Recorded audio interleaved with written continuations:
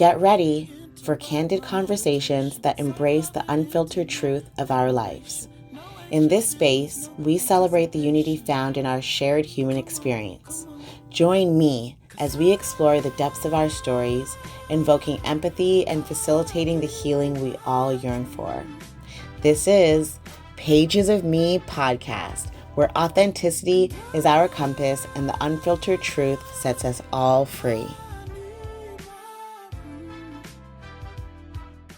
In today's empowering episode, I am honored to have the incredible Dr. Maxine, a doctor of integrative medicine, accomplished author, metaphysical healer, and founder of Gratitude Keeper.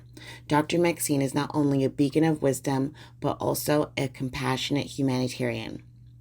Join me as Dr. Maxine takes us on a transformative journey through the pages of her self-published book, Gratitude Keeper. In this episode, she delves into the profound insights found in Chapter 5 of her book, where she unravels the art of managing life lessons and allowing challenges to become powerful blessings. With her unique perspective, Dr. Maxine is on a mission to motivate and inspire, encouraging us all to build a stronger emotional core and connect with our energetic selves. Prepare to be uplifted as she shares invaluable tools for navigating life's ups and downs and turning adversity into opportunity. Welcome to another episode of Pages of Me podcast. I'm Kezia, and today we have with us Dr. Maxine McLean. Thank you so much for being here with me today, Dr. Maxine. Thank you, Kezia. It's so funny how we met. We met in a very unusual way. Yeah. Mm-hmm. And now we're meeting in person. And we said that the first time we talked, we felt like it was like divine connection. Mm-hmm. So I'm so grateful for you to be here today. I'm happy to be here. I love your smile. Thank you. You've got beautiful gums. Oh, I love thank dark you. gums. Dark gums are beautiful. Awesome. Oh. And so tell me a little bit about what you're going to be sharing with us today. Well, actually, I am so happy to have this conversation with you because I have spent the last maybe 8 years writing about gratitude, teaching about gratitude, and actually using those same principles for myself, to help navigate the terrains of life. Mm-hmm. I find that we get into this funk where, and I think everybody does, no matter how much we try to be positive, there are days when you get up and, what am I doing today? Yeah. Do I have to do this again? Yeah. We feel like we'd be more grateful if we were like on a 5-star resort on a beach. There you go, and lots of money in the bank. And right. That's not always so, right? So I recognized that I needed to help people shift from that negative to the positive. And for years I've worked with patients, and in working with patients, I recognized that when they came in to see me, a lot of the issues came from those negative thoughts, mm-hmm. constantly repeated negative thoughts, like I feel horrible, or I feel depressed, I'm always anxious. There are negative things that we repeat to ourselves on a daily basis without even being truly conscious about it. Yes. And it's just the way things are, right? So when I started writing, I just got more excited and I got myself into it, and then it became something that I do 24/7. I love it. And I think that gratitude is so important. Like, I don't know where I heard this saying, but I remember someone said, if your kids ever tell you they're bored, tell them you're not being grateful for what you have, because especially like my son or these kids nowadays, they'll have like a Nintendo, a tablet, a cell phone, toys, mm-hmm. TV, Netflix, all these things. And then they're still like, I'm bored. And so I was trying to include gratitude into like my son's life so that he can like adopt these thoughts as a child, so that mm-hmm. when he gets older, he's already kind of formulated his mind to be there. And I have him do like a gratitude journal mm-hmm. Once a week so that he can remember like what he's grateful for. And I think that gratitude is something that's so important, and that it's really lacking in our world. It's not really promoted when you turn on the news or watch TV. Like, it's not really promoted that much. So I think that I love hearing. And what does it mean to be like a gratitude keeper? Oh, that's interesting. When I got the idea of doing, or I shouldn't say the idea, the inspiration for doing mm-hmm. gratitude, I was like, well, it's not an original word. I didn't come up with that word, Right. so how am I going to do this, right? And then I do pray, so I asked for a divine intervention, like, how do I do this? Yes. And then it came to me, keeper, gratitude keeper, the keeper of gratitude. Love it. And I thought it was amazing. And the more that I kept on writing, I realized that I could write inspirational, it just segued straight into inspirational products. Because I find that people need that little twist each day, that little tweak to say, I'm on the right track. You know, this made me feel better. I wasn't quite sure what my thoughts were. I wasn't quite sure how to process them. But just, you know, reading one of the inspirational cards, you know what, I feel better. I think I know what I want to do now. Ah, wow, that's it. That was exactly the inspiration I needed for today. But the difference between these inspirations that I have done is that you're basically transferring your energy into the cards as you're shuffling them with your breathing technique and the whole thing. Right. So when you do pick a card, it will definitely give you that inspiration, that shift that you needed. Yes. It retrains the brain also to think positive on a daily basis. So like it's setting you up for the new alignment that you should be on. So it's like whatever the positive affirmation is, it's like, okay, this is the vibration that you need to get into an alignment with. And so it's like almost like a guide to getting into alignment. That's right. I love it. And as you were talking, I started remembering, I met this indigenous woman, and she was a story keeper. And that was the role, like, in the indigenous tribes. And so while you're saying that you're a gratitude keeper, it just reminds me of, like, these indigenous, ancient roles that we had that our current society doesn't really think about or keep in, like, current times. And I think that being a gratitude keeper is kind of like a reflection of the ancestors here in current times. I think that's cool. Yeah. I never thought of it that way, actually. But you're right. That's a good point. Yeah, you're doing ancestor work. And so what are you going to be reading today or sharing with us? Well, this is from Gratitude Keeper. No rain, no water. And you may ask, which a lot of people do ask, why no rain, no water, right? Right. Well, I mean, it kind of makes sense if there's no rain, because, like, you know, what's the science of it? Like, it rains and it goes back up to the clouds and comes back down. So it makes sense there would be no water if there was no rain. Right. So, growing up in Jamaica as a little girl, we had no rain. No, sorry, we had. You got to edit that right away. We had no water. We had no running water. We had no running water. That's it. We had no piped water. That's it. Piped water. Whew, Sean, thank you.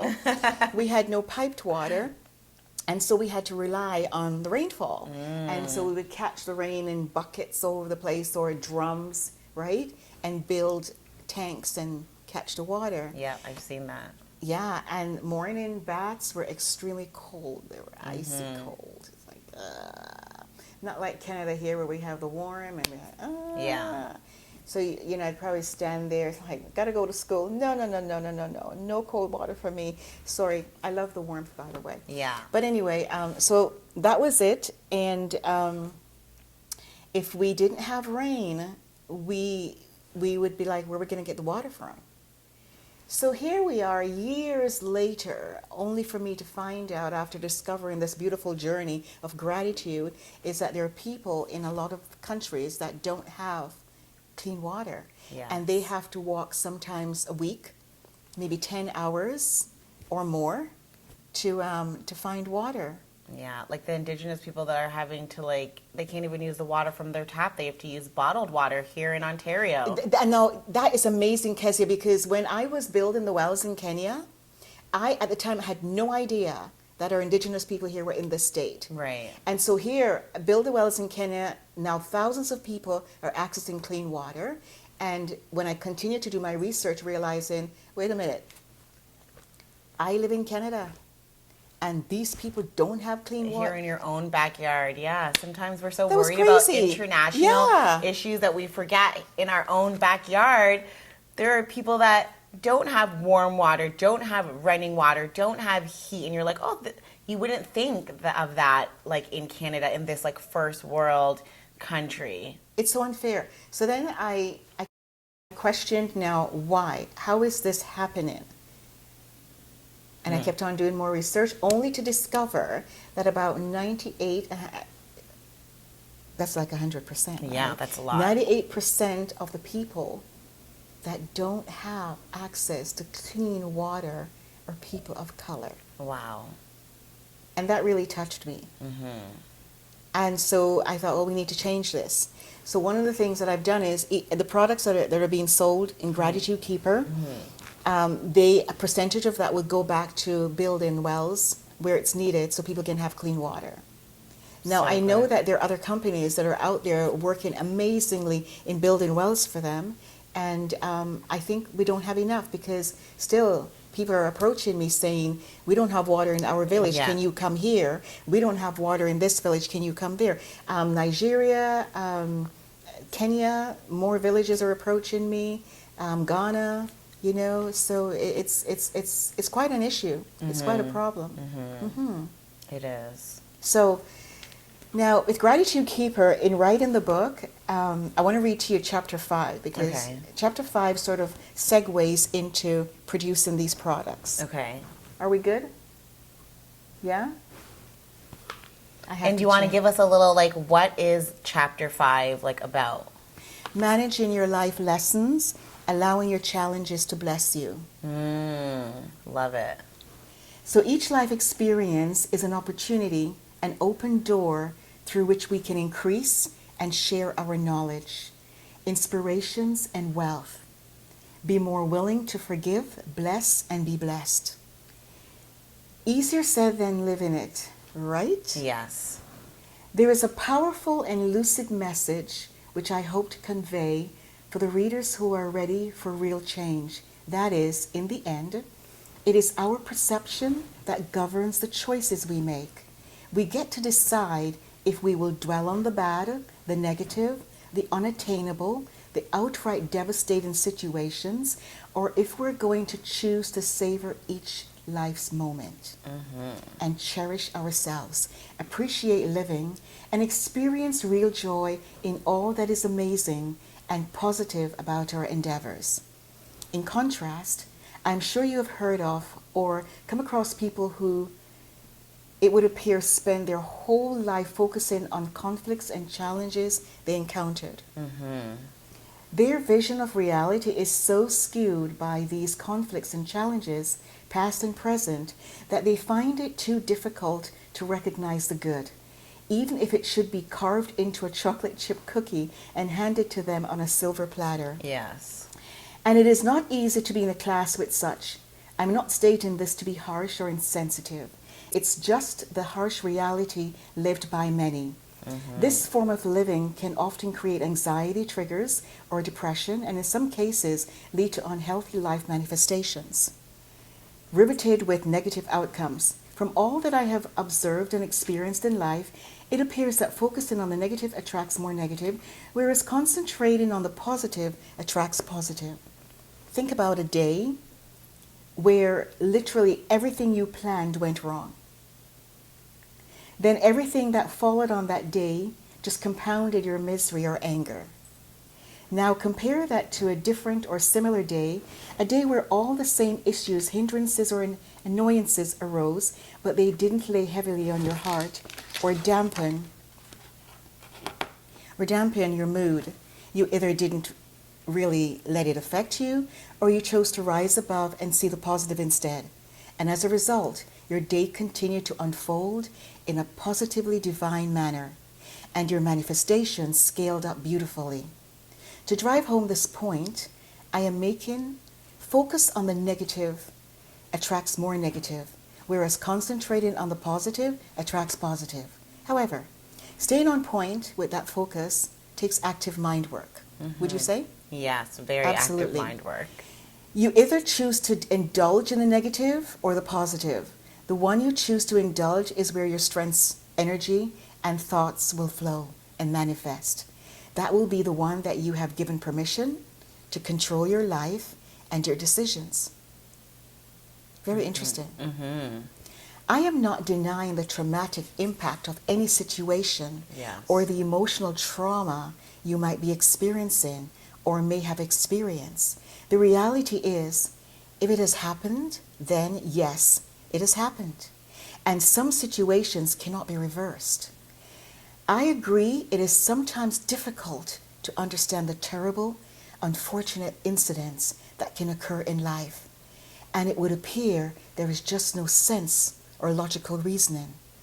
But to counteract the emotional impact, one of my suggestions is to adopt positive perspectives and utilize effective emotional tools like some of the tools I've outlined in this book to help guide you through with the least undesirable results.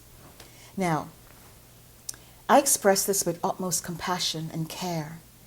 Truth is, it will require you to stay committed to the mental work it will demand of you, such as forgiveness, belief, self-love, time, and patience. Expect most likely that there will be regular swings between good days and bad days, and those bad days will not last. And foremost, understand that wounds take time to heal. Emotionally or physically, these wounds do heal, but you must allow the closure and the healing. Keep in mind, you are most resilient. You are okay. It helps to write yourself an affirmation and positive, encouraging words on the door to your room, to your bathroom, or anywhere that you frequent. And chances are, you will not miss the subliminal impact of these messages. In other words, they will register in your mind each time you read them, and in time, these positive messages will become a part of your language, which you speak and which you live by. Amen. Make every effort to surround yourself with positive people. Listen to music that inspires you. If you believe that you're not okay now, then believe that you're going to be okay. Breathe easy. Remember, you are on a personal journey to discover your greatness alongside others, independent of you on their own journey. So be patient with yourself and try also to extend that patience to others. As Martin Luther King once said, he eloquently said, if you can't fly, then run. If you can't run, then walk. If you can't walk, then crawl. But whatever you do, you have to keep moving forward. I remember that quote. I love that quote. It's a beautiful quote. It is. I love it. And Gratitude Keeper book is full of a lot of inspirations, affirmations, and quotes, and life lessons. Lessons that I've learned, that I've shared to help the reader on their journey. Beautiful. So it segued nicely into these products, which I'm trying to get into the schools in order to help our young people, because there's so much coming at them through movies, through news, through music. Social media. Right. Yeah. And it's influencing them in a way that they're not understanding now until it manifests, right? Yeah, they don't have the comprehension, you know, and the maturity and the wherewithal to understand this. And yeah, like planting these seeds at a young age is super important. And even when you read this back, do you feel like it kind of is reminding you as well? I use my own writing to teach myself. Love it. To pacify me, to help me, because I'm no different from you or anybody else out there. I have good times and I have bad times. Yes. And I have to keep reminding myself, wait a minute, no. Switch that perspective. And I will pick my own cards. It's like, good. Okay, that's what I needed. Yeah. That's what I needed. Okay, that's just exactly what I needed. And the beautiful thing about the cards is that when you read it and when you're repeating it, it's actually releasing chemicals in your brain that helps to relieve the tension, helps you to feel happier, helps you to feel motivated. It's beautiful. I absolutely love it. I do. And honestly, it's so true. When you said, think of a day where everything went wrong. And so I remember there was this one time I was doing an assembly at a school, and I was driving from Mississauga to Toronto, and I was driving, and then I got a flat tire. And I still had time before I got to the school, so I wasn't going to be late. And a tow truck driver was on the side of the road. You know, they're always waiting, opportunist, and changed my tire, and I'm on the way, and I'm like, all right. And I said, while I was like driving, I think on the way to the school, like, it can't get any worse than this. Everything already bad has happened. Yeah. And so I was like, good to go. And then I was driving back home from the school, and the tire that the tow truck driver put on went flat. Oh. And so I was like, I thought I said this, nothing like else worse could happen. But like, it's almost like when I said that, I was questioning the universe. Like, all right, well, you said nothing else worse could happen. I'll show you that it can. And then another situation happened like that, and I remembered, I will never in my life say nothing else worse can happen, because I learned from that lesson. So Exactly. like when I've ever had a flat tire or anything, I'm always like, okay, you know, it's going to get better. I'm going to get this fixed. But my mindset has changed in towards the thoughts that I'm thinking and the words that I'm saying when I'm in a feeling of like contrast or difficulty, because I realize that like for sure our words can like manifest, and sometimes so instantly. Sometimes we're like, okay, I wish I have $1 million, and it doesn't manifest. Right? And it doesn't like manifest. And like, I want $50 million. Yeah, it doesn't manifest so fast. But then when I said something like that, like, it can't get any worse, and then it did, I was like, I will be so mindful of my words. That is so true. We do have to be mindful of our words, absolutely. Not only the words, but also the thoughts. Yeah, the thoughts, the feelings, all of that goes with it. Yeah, because we do have an energy about us. We're not just physical beings, but we're also energetic beings. We are. Yes. And, you know, there are energy of other people that are around us, too. Yes. And it will influence us. Their thought patterns, too, can actually do influence us.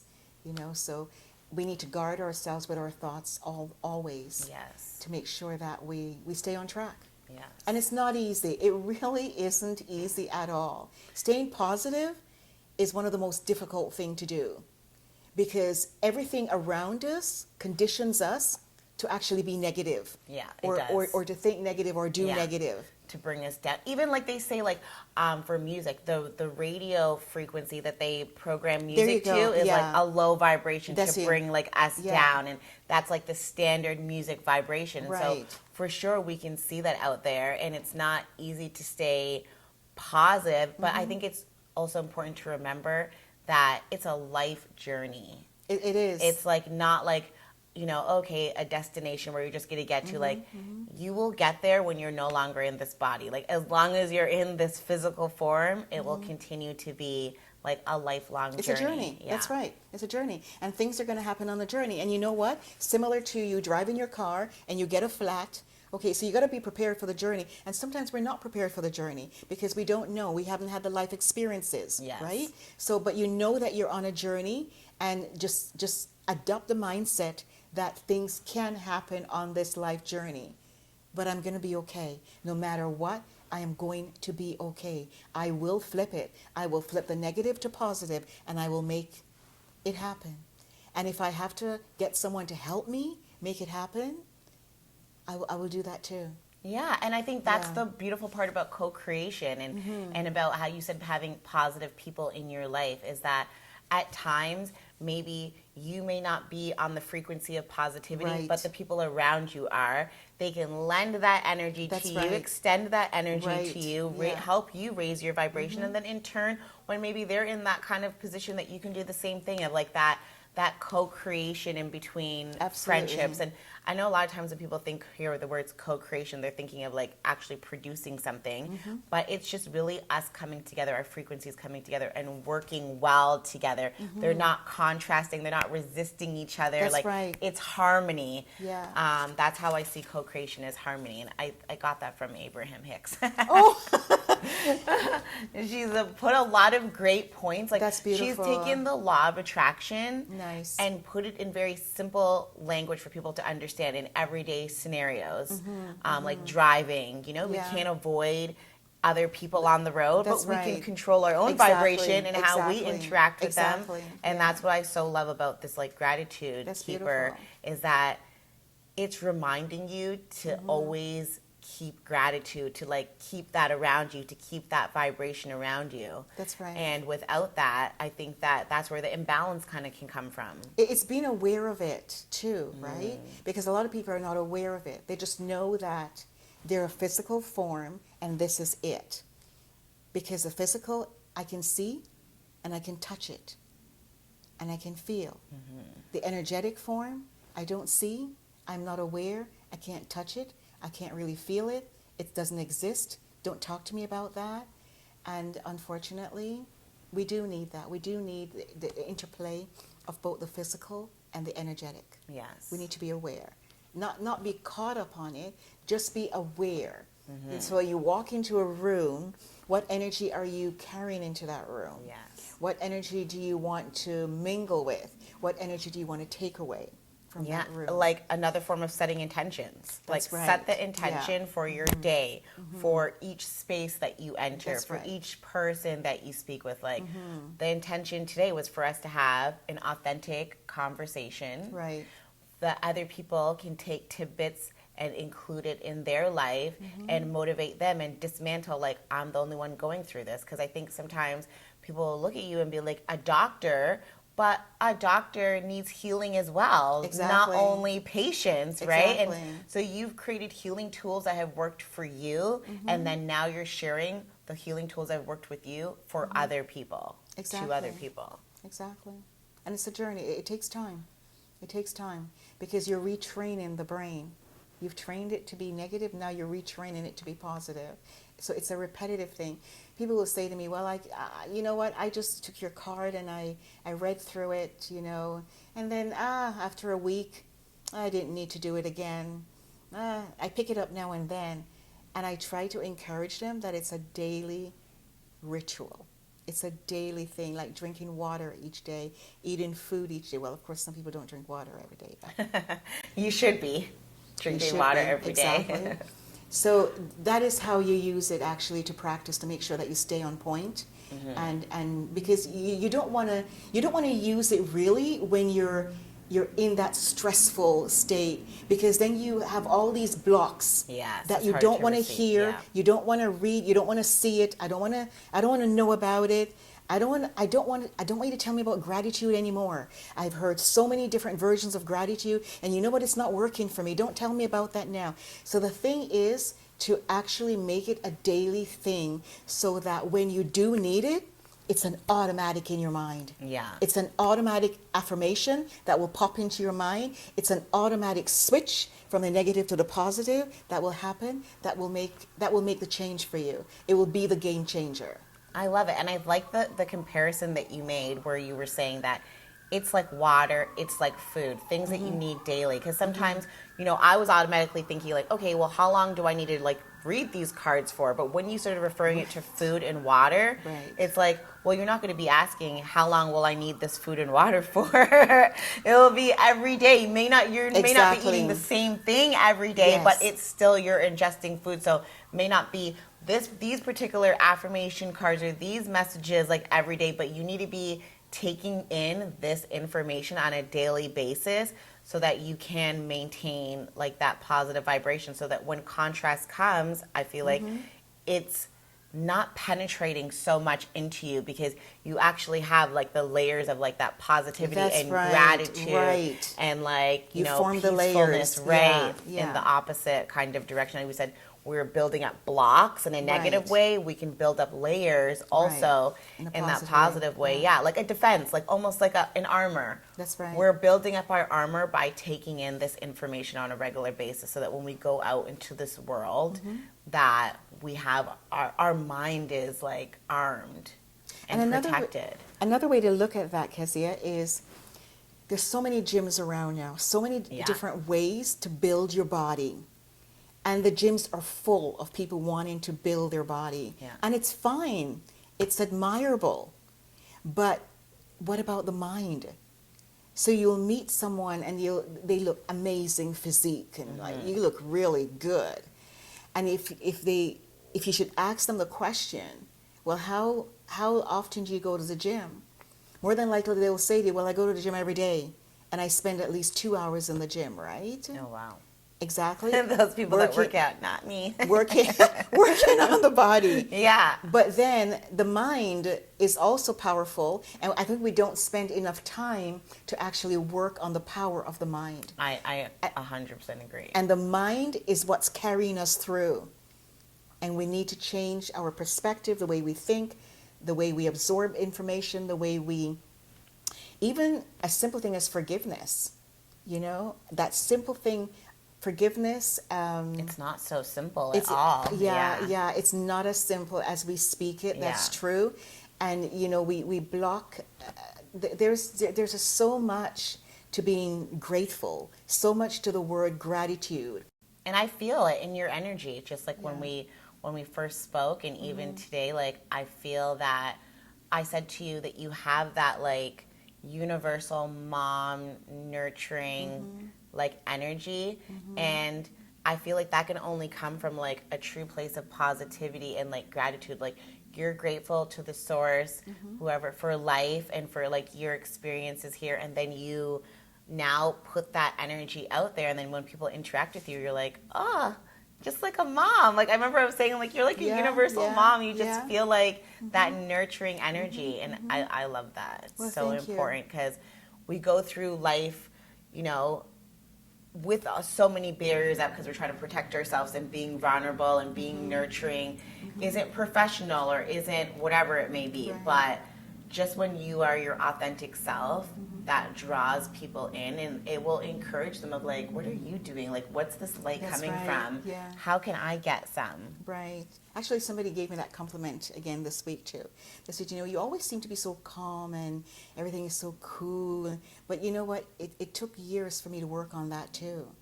It's recognizing you're in the heat of a trauma. You're in the heat of anxiety. Stop. Breathe easy. Take that deep breath. Just take that deep breath. Breathe easy. Love it. And now switch the perspective. How can I make a difference in this horrible situation? How can I make a difference? Or you're even in the heat of an argument. How can I make a difference that is going to help to calm this person down that has gone crazy? And how am I going to make a difference so that I am not seen as a mad person? I am not heard as a mad person. And how am I going to make a difference so that when I speak words right now, it is not swearing, it is not breaking down, it is not killing the moment. Right. It's inspiring. And if I don't have something inspiring to say, then I need to not say anything, because once I speak it, I'm not going to be able to change it. No, you cannot. I can't take it back. Yeah. So therefore, how can I make a difference that is going to help both of us or a group of people in this situation? Yes. That's a powerful one. That is very, very, very powerful. And I think it's so important too, because we have to be slow to speak. I say that to my son a lot. Like, calm it down, slow it down, and then talk. Like, and even that's for me too. Like, something I have to learn as a person that talks a lot and can be very social is like that discernment of learning how to be slow to speak. And like you said, we cannot take those words back. And even an apology can't necessarily always cover. No, it can't. So we, we have to be very mindful. And so just in closing, we have a couple of closing questions for you. How do you find positivity in moments of contrast? See, it's it. Just breathe easy. Goes back to the breathing. Go back to the breathe easy. Just take your deep breath and just relax. In through your nose and out through your mouth, or in through your nose and out through your nose? Actually, in through your nose and out through your mouth. But you know what, Kezia? It's like create a bubble around you. Create that. If you want to actually imagine an egg. Okay. And just imagine yourself in the center of that egg. Create that bubble around you and take a deep breath. Because what you're doing at that point is actually separating your energy from the others around you to say, this is my space right now. I control this space. And as we know, it's said the body is your temple, right? Yes. So I'm going to take a deep breath, and I'm going to know that I'm going to know, and I'm going to tell myself, I'm going to repeat to myself that I'm okay. Mm-hmm. I'm okay. I am good. I am safe. I'm good. Take a deep breath, relax. It's all good. You're good. Yeah, I think the breathing is so Big important difference. because yoga has taught me to be conscious of my breathing. Before I started practicing yoga and teaching yoga, I never thought about breathing. Yeah. Like, it was just something that you just do. You don't think about it.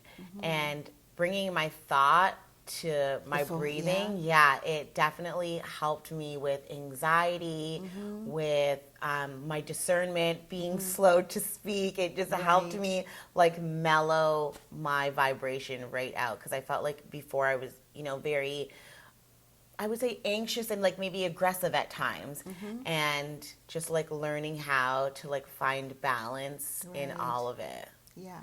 And you know that you can also take the analogy of boiling something on the stove, right? So you want to boil it up, or do you want to just simmer it? Right. Just take the simmer. Just think about the simmer. So form your bubble. Just imagine the egg go in, and just focus on your breathing.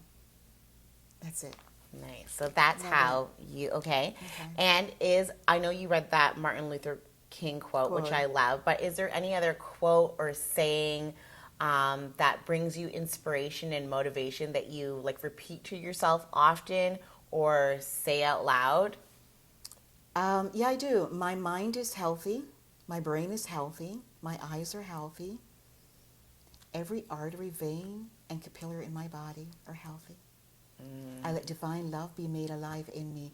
I am beautiful inside and out, and I'm physically and spiritually powerful. Amen. And so you wrote that? Yeah. And so you say that to yourself, and I love it. Yeah. I love it. And so last one, 2 things that you are grateful for today. Oh my gosh, I'm grateful to have met you. I'm grateful to be here, and I'm so grateful that I got here safely. Yes. Yes. Every time I always, like, when I leave, I'm like, Kate, angels go with me. Yep. I'm grateful to get back home safely. And so those are like even the little things being grateful for. Because some people, my parents always say, some people didn't make it home tonight. That's right. Some people didn't wake up this morning. That's right. And so just being grateful for, traveling mercies. Oh, I love it. I love it. Thank you so much for being on Pages of Me podcast. I loved the inspiration and the gratitude, and I will be taking that forward. And I'm going to always think about you as like the ancestor of gratitude keeping. Well, thank you. Yeah, the gratitude keeper of like, of the people. Love it. Thank you so much, Dr. Maxine. Thank you, Kezia.